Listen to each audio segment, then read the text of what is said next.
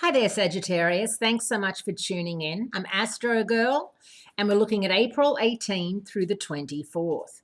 And this is the last couple of days this week that the sun is holding hands with Venus and Uranus in Aries, your fifth house of romance, creativity, and self-fulfillment. So whatever it is you need to do to solidify a romance, to make things nice and cozy with your partner, or to just get things back on an even keel with yourself so that you're feeling happy and content, you've got a couple of days because the sun is on the move and it's moving into Taurus.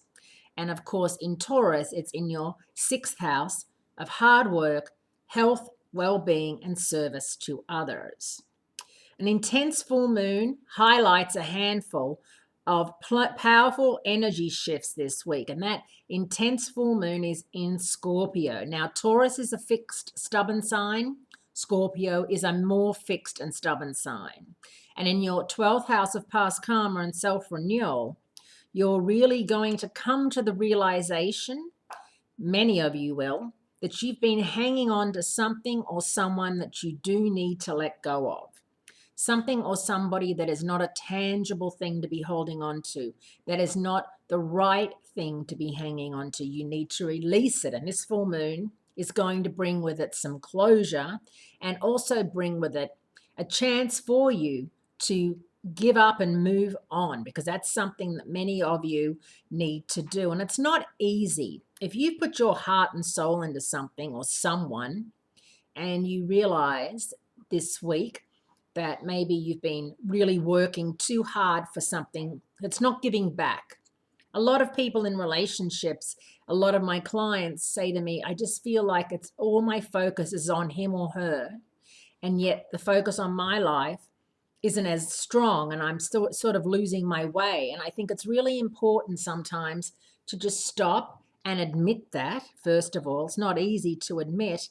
And second of all, to write that and to make sure that you are putting, effort into your life, into the way you look, the way you feel, your exercise, your diet, the way, your maintenance, especially for the women.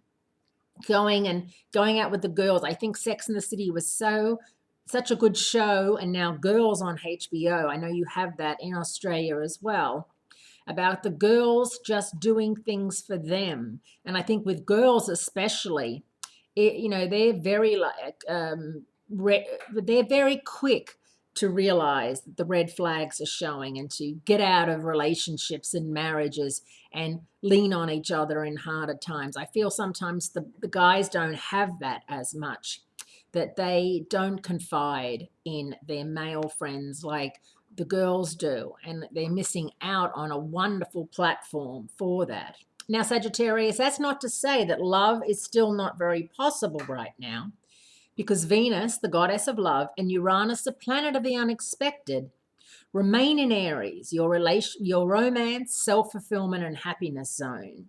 A romance that is the least expected thing with the least expected person, the most unexpected person. Someone that someone that you've always thought was not the right person for you, or someone that you meet out of the blue that at first you're like, I can't even go out for coffee with this person. And then all of a sudden you realize, yes, I can. This is going to be exciting. He or she may be a little different from the people I've dated, or, I'm not quite sure what's going on, but I'm going to have fun, and you will. So take a chance on love this weekend, remembering that Mars is out of phase in your sign. You could be a little bit down on energy, so nothing too crazy strenuous. And keep that in mind for the next couple of weeks, actually. Next week, Mercury goes out of phase. More on that next week. Thanks so much for tuning in, and I look forward to speaking to you again next week.